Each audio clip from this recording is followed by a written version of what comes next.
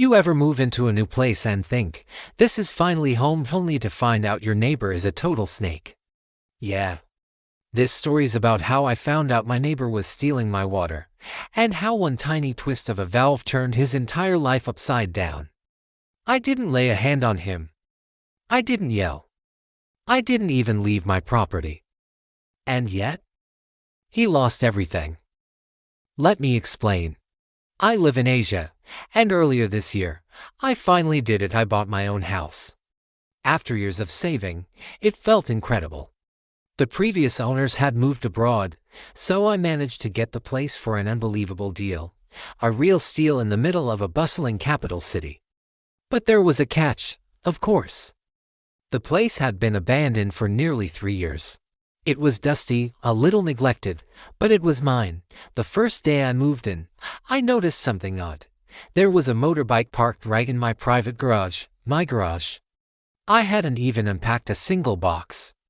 And someone was already treating my property like a public parking lot.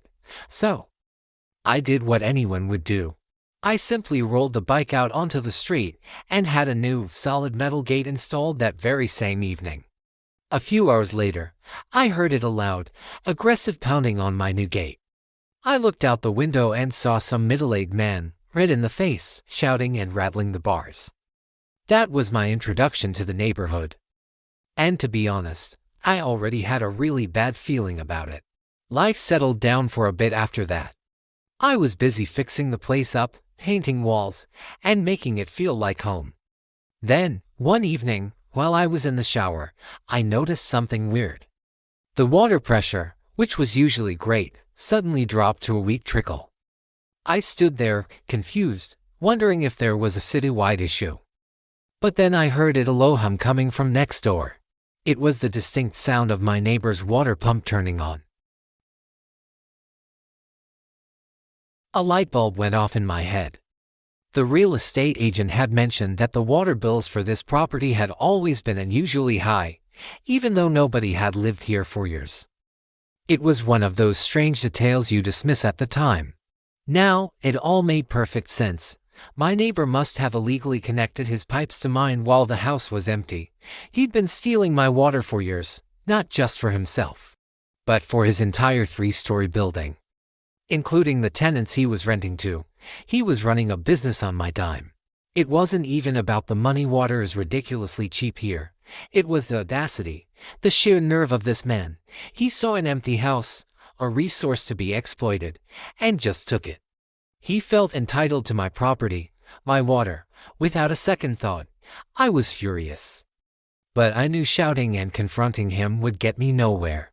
I wanted to teach him a lesson, something cleaner, smarter, something he would never forget. So I waited.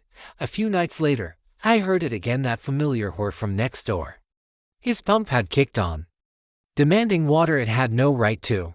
It was time. I calmly walked outside to my main water valve. With a simple twist of the handle, I shut off my entire water supply. No damage. No drama. Just silence.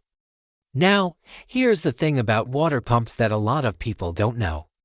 If no water is coming in, they don't just stop. They just keep running, trying to pull water that isn't there. They run and run and run. And running a pump dry like that, well, that's a death sentence for the motor.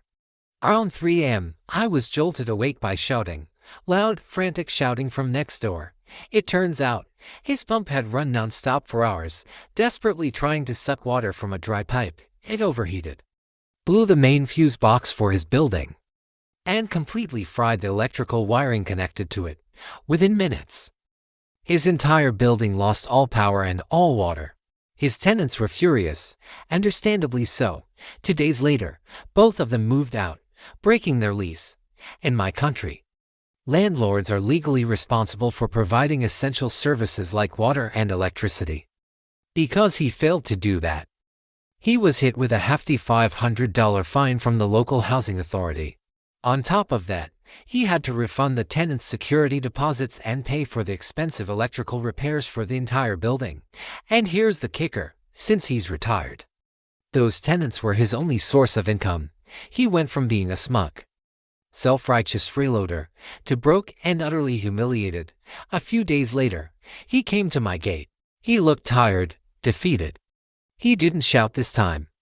He just asked, meekly, "Did you turn off your water recently?" I gave him my biggest, friendliest smile and said, "Oh yeah. I thought I found a leak in the main line. Had to shut it all off until the plumber came to check it out. All fixed now." He just stood there, stared at the ground for a second, and walked away without another word. He knew.